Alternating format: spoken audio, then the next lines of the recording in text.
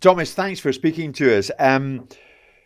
Let's have a look at it. 4 games in a row and you've scored inside the opening moments. So does that mean the best parts of this interview will come early on? It's up to you, mate. You know. Let's hope so. Yeah, let's hope so.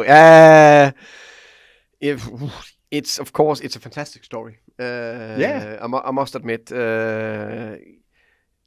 we got to plan every single game, try to start well from a kickoff, and of course, ultimately scoring.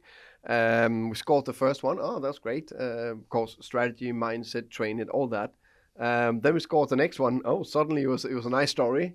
And then, of course, we trained it again before West Ham. Then we scored one more time. Yes. And I think, okay, this is 1 in a billion. This can happen. So, but again, strategy, we train it. Some of the things we do in our game model in terms of the counter pressing, be on second balls, try to get the ball quite quickly in the box with a cross and have a few players in there. That helps as well. So everything is linked. I mean, you must feel great watching that, knowing that as soon as the boys take to the field, they're locked into what you want them to do. Yeah, it definitely. I think that we are able to do that is fantastic. And with the 4th game against Wolves, of course, they started with the ball, as I joked a little bit about it after the game, that we lost the coin toss, even that we practiced it the whole week. So we couldn't score in the opening minute. But you can still see our mindset to get forward quick and try to start the game quick. It's something that's easy to talk about, but more difficult to do every game. But the 3-2 goal against Wolves, where we scored from the kickoff, was maybe even more important. You got your first win, Thomas, since August against Wolves, and then the international break comes along. Does that disrupt momentum? Could you have done without this break? I'm a guy that I get along with things. So it is what it is. There's an international break. Okay, then there is an international break, and then we just need to deal with it. And you just reset. Yeah, we reset. I get a week off. It's perfect. So then we're ready to go again. What did you do? I went to Spain. Lovely. A holiday, or are you still working all the time? That I think that's more recharging. Because a little bit on the flight down and the flight back, preparing things. We got a week to the next game, so that's more than enough. Bryan Mbeumo has started this season on fire, with only Erling Haaland scoring more goals. Are you surprised? It seems to me that it's been a seamless transition following Ivan Toney's departure. Yes and no. How can I say? It sounds too confident just to say yes, of course, no problem. I think there's a little bit more to it. So, for example, Ivan is a top player and a top striker and a top goal scorer, and I always want him in my team. But it's part of football that some of the good players are moving on, or they do something else, and then you need to develop another one, or develop another player. But it's also well known when one player moves, other players are maybe growing even more, or the team is changing a little bit because no player is the same. And we, part of the way we do things and our principles and the way we attack, we always been very good at scoring goals from the Championship days to the Premier League days. That's a big thing. There's always goals in us. That's part of our principles, part of good players, and hopefully we can create the next 20 goal scorer. That'll be great. I mean, he was a big personality on the pitch, probably, and off it as well. Do you miss him in the dressing room? Always. Ivan is a fantastic personality in many ways. Were you worried about that, Thomas? That he's no longer around? No, I think, again, others are stepping up. Others are taking more responsibility. Others are growing because you know yourself, if there's big personalities in a room, then they maybe overshadow others, not because they want to, just because that's the way they are. And when they are out, then others are growing. So he went to Saudi Arabia for a vast amount of money. Will you see some of those millions in the January window? Good question. Again, transfer windows, we're always out there in the market. If there's something good, then we will react. Right now, I'm very happy with the squad. I don't think we miss anything. I think we had a top window in many ways. Thomas, one of the big talking points Simon Jordan and I that often get involved in on our show, FIFPro, filing a legal complaint over the schedule, and players have even threatened to go on strike regards the schedule. Too many games. What's your take on that? Do you have sympathy for them? Yeah, of course. I think it's a balancing act in terms of how many games there should be. I don't know the exact and the right number of games there should be. But one thing is for sure, probably you know that better than me, but since the last 10 years, I think the game's just been going up and up and up. And of course that I need to find the right level. What the right level is, I don't exactly know. I mean, by and large, it seems it's the elite players at the top clubs who we're talking about here. But then, Thomas, you hear the general public's view is, well, these guys earn a fortune. So what are they complaining about?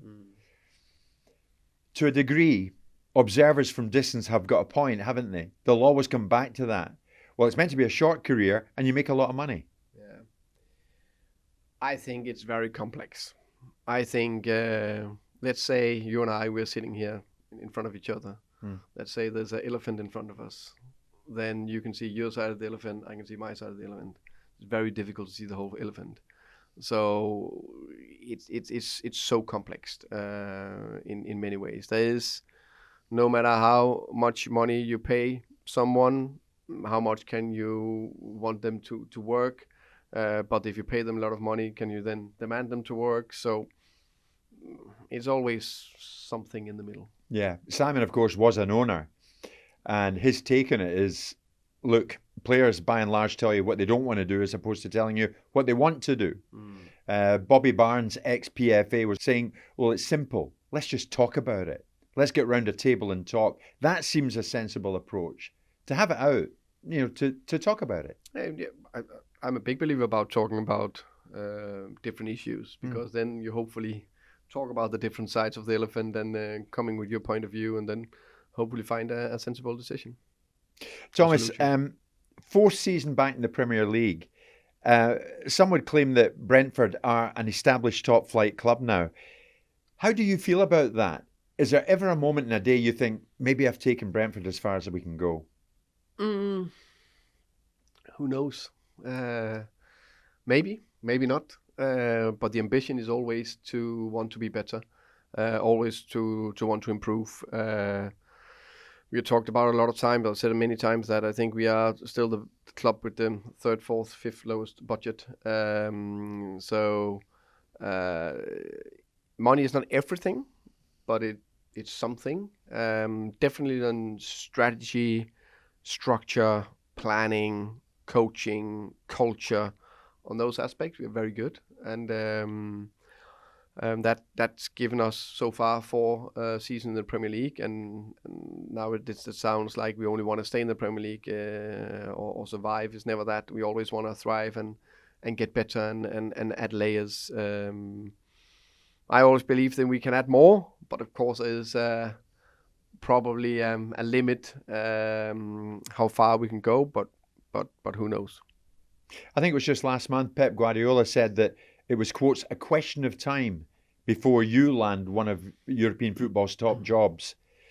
Did you think does that sound a bit disrespectful to your present club, Brentford? Or are you buoyed up by praise like that from someone like Pep?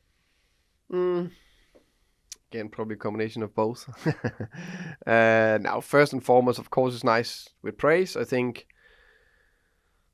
everyone like a little bit of praise. I think if you say, I don't need it, then I don't think they are honest to themselves. So, but of course it was nice. He's one of the great coaches ever, maybe the best. So of course that's nice. I've said many times I'm very happy at Brentford. Who knows what will happen in the future? Maybe I stay here for many years. I'm open. Maybe something happen. But first and foremost, very happy, just working very hard every day to try to make the club better. I'm not jumping on it, but to a degree I will. You're very happy here. but open to something else happening further down the line? That's because it's very difficult to predict the future. Yeah. Yeah, so who knows what will happening. And how many coaches have been in the same club more than 6 years? Very few. So just the nature of the game, let's put it that way.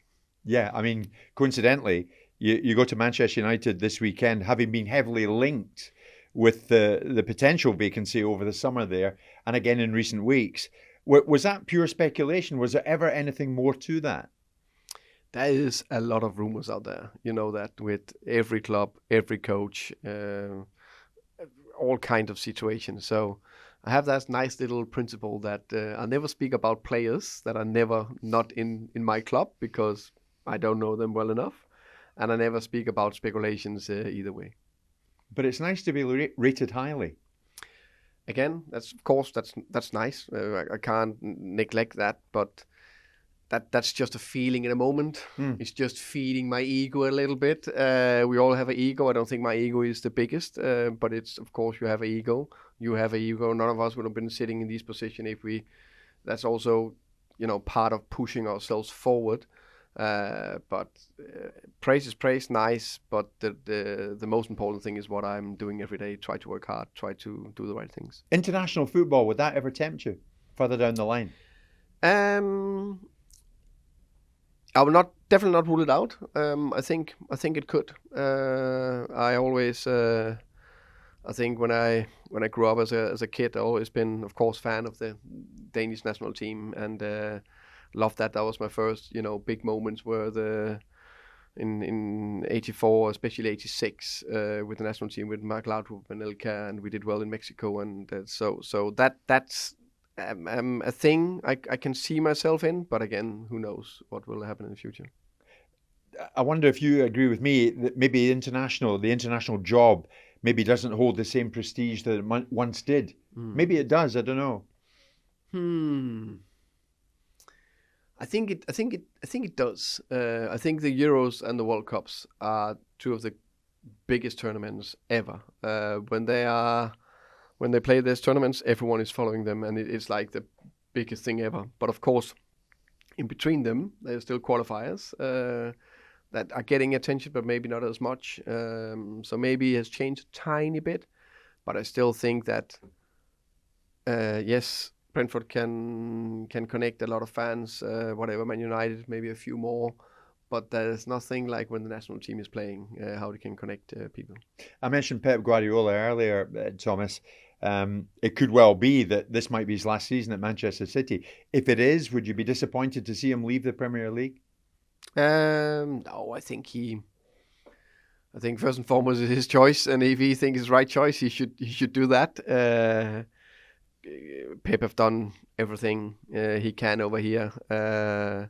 Incredible how he keep the hunger and keep going. I think it's that I don't know what he's thinking, but is it because he wants to try something new or whatever? I don't know. So finally, the opening stages against Manchester United, I'm going to be watching closely. I expect some kind of headline start from Brentford. But the thing is, can you leave there having achieved what you're there for? A win. As a twin up there. Hopefully. We know Man United is a great club, great team. They have top players. And we know if we are not on it, and they have the ability to, in just a second, to produce a big moment or big chance. So we of course need to close them down. We believe in ourselves. We believe that we can go there and win. But Manchester United, of course, are big favorites.